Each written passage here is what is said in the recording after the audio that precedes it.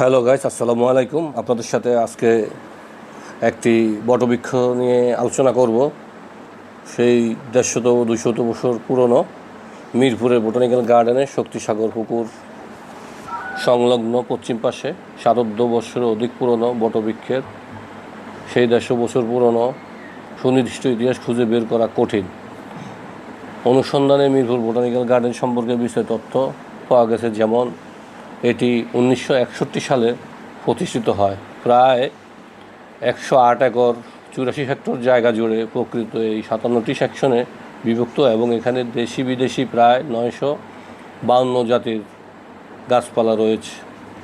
এখানে ছোট বড় 7টি জলাশয় আছে।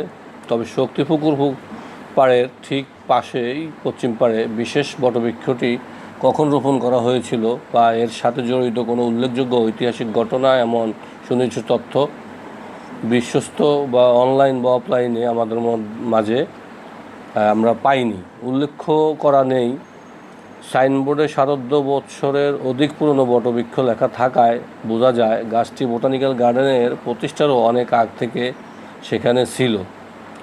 এটিতে আমরা আরেকটি বলি, আমি গত 25-30 বছর আগ থেকেই এই অর্ধশত বছরটি লেখা দেখে আসছি। যদি এটি সত্যি 155 বছর বা তারও বেশি পুরনো হয়, যেমন 1870 সালের দিকে, তাহলে এটি সম্ভবত বোটানিক্যাল গার্ডেন প্রতিষ্ঠার 1961 সালের আগ থেকেই ওই স্থানে এটি প্রাকৃতিক পরিবেশের অংশ হিসাবে বিদ্যমান ছিল।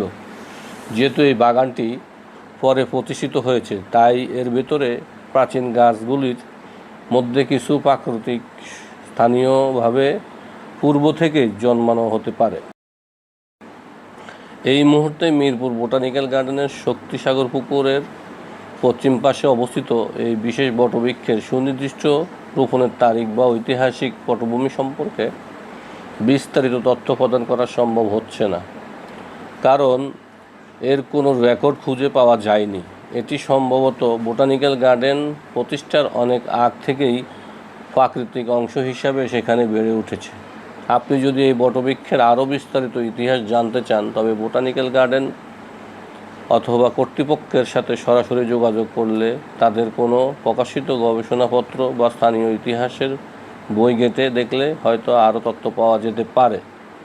আমরা বোটানিক্যাল গার্ডেনের অফিসে গিয়ে কর্তৃপক্ষকে না পেয়ে সেখান থেকে ফিরে এসে আমরা যতটুকু জানতে পেরেছি সেটুকুই আপনাদের মাঝে তুলে ধরার চেষ্টা করেছি। যদি আপনাদের কারো কোনো তথ্য জানা থাকে, এই বিষয়ে উপাত্ত জানা থাকে, আমাদেরকে কমেন্টের মাধ্যমে সহযোগিতা করুন।